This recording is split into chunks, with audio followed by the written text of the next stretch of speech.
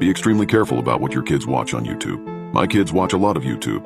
I'm not afraid to admit it. Sometimes I need a break. Sometimes I need to cook dinner. Sometimes I want to hide in the closet for 15 minutes and cry my eyes out. But after the horrifying things that just happened to my family, I don't think I'll ever leave them alone again. Anyway, a few days ago I put my kids on YouTube and walked away for a bit. I don't want to name specific names, but let's just say it's a very popular channel that follows the lives of several 3D animated toddlers and their families. Let's call it Bobo Pumpkin. But anyone who has kids knows exactly what channel I'm talking about. Anyway, I put the TV on and walked away. I just never could have imagined that this would soon turn into my worst nightmare. As I prepared dinner, however, I heard some strange audio coming from the TV. It sounded like the Wheels on the Bus song, the specific version from Bobo Pumpkin I'd heard dozens of times, except weirdly distorted, like it was being played back at half speed. The wheels on the bus go round and round, and then yeah, I'm never doing that again. They don't pay me enough to read stuff like that. Anyways, back to the story. I left a half-chopped onion on the counter and walked into the living room. But when I saw the TV, I was shocked. Some cheap rip-off channel with a name in a language I didn't recognize had stolen the audio and video for the classic Bobo Pumpkin Wheels on the Bus song. Except, presumably to avoid getting caught, they'd changed it up. They changed the audio to half speed or similar, making the voices low and distorted, almost demonic. They'd messed with the video multiple ways, turned it upside down, switched up the colors. The bus was pink, the kid's skin was cayenne blue, made two mirror images of it that intersected in the middle. These changes didn't happen all at once, but sequentially. A few seconds of upside down, then a few seconds of weird colors. When I finally got over my shock, I immediately grabbed the remote and flipped it off. The kids didn't seem to care one way or the other, but I was thoroughly creeped out. I knew something about this was deeply wrong. A few days passed. I kept a closer eye on the kids while they watched YouTube, but the video didn't come up again. I assumed that was the end of it. I was wrong. On Tuesday, after putting dinner on the table, I called to the kids. "Johnny, Amelia," I called. "Dinner's ready." No response. Ugh, these kids never listen to me. "Johnny, Amelia, where are you?" Silence. I charged up the stairs, ready to yell at them for not replying to me. But when I poked my head into Johnny's bedroom, he wasn't there. Amelia wasn't in her bedroom either. My heart began to pound. "Johnny? Amelia?" But then I heard it. The horn on the bus goes beep, beep, beep. That distorted, half-speed audio from the video, coming from my bedroom. I burst into my room, and sure enough, I found them both sitting on my bed, watching that cursed video on my TV. "Johnny, Amelia!" They didn't move. They just stared at the screen, eyes glassy, bright colors flashing over their faces, almost like they were hypnotized. I grabbed the remote and turned the TV off. They slowly turned towards me, sleepy almost, like they were just waking up. "Didn't you guys hear me?" I asked. Amelia shook her head. Johnny just stared. "Come on, dinner's ready." But as we sat down to eat, a horrible feeling grew in the pit of my stomach. That night after the kids went to sleep, I uninstalled the YouTube app from both TVs. There was plenty to watch on Disney Plus, and there was even that new Bobo Pumpkin show on Netflix. They'd have to just live without it for a while. After cleaning up downstairs and locking up, I took a bath. I sunk into the warm water, taking deep breaths, entering relaxation mode.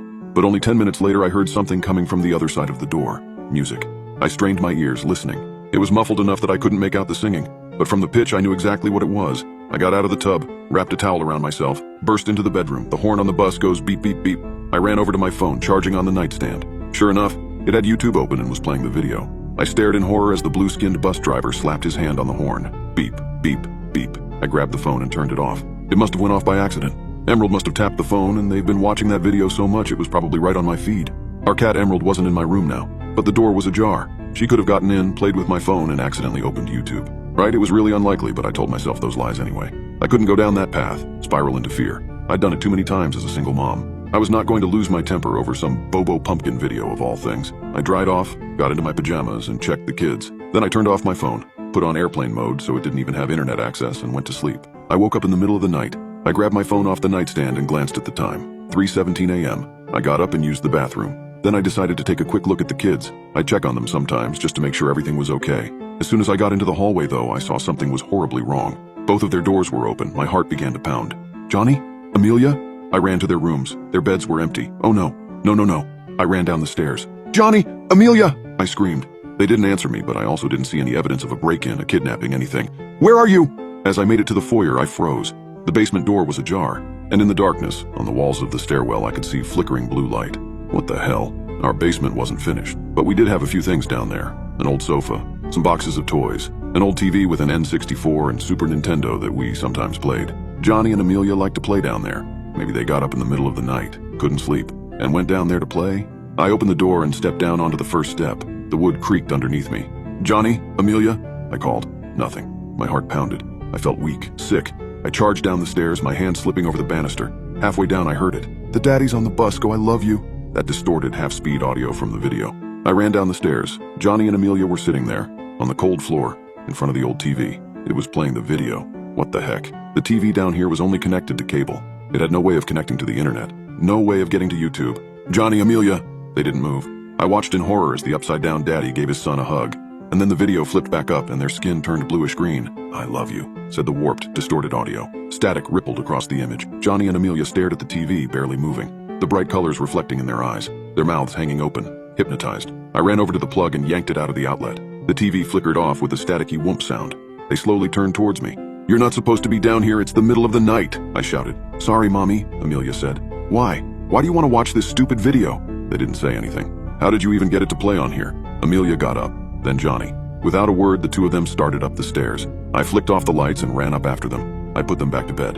Then I went back to my bedroom and tried to fall back asleep, but I couldn't. There must be some sort of hidden message in the video, some sort of weird covert hypnosis, something to make the kids keep replaying it. I'd read articles that the actual Bobo Pumpkin channel itself was addictive and overstimulating, with its earworm songs and bright colors. Maybe this corrupted version was like that, but on overdrive. Or maybe it was some hidden whispering or images that imprinted on the viewer's subconscious. I grabbed my phone, opened YouTube, and played the video. I studied it, staring at the grainy compression artifacts, the switched colors, the smiling 3D family with their oversized heads and perfect smiles. But there didn't seem to be any sort of horrible images or audio added. The song had been slowed down and the video had been edited to be upside down. Color swapped, all kinds of things like that. But nothing stuck out as sinister. After 5 watches, I turned the phone off and went to sleep. I hoped that would be the end of it. I was wrong. In the morning, while the kids were still sleeping, I unplugged all the TVs. I crept down the hall past their closed doors and headed downstairs, completely disconnecting the TV in the living room, and then the basement. They couldn't watch that stupid video anymore, but unfortunately the damage had already been done. I heated up their breakfast and called for them. Johnny, Amelia! They didn't come downstairs. Calling them down from bed only worked about half the time under normal circumstances, and they were probably super tired this morning. I started up the stairs to wake them up for school, but when I opened their doors, my heart dropped through the floor.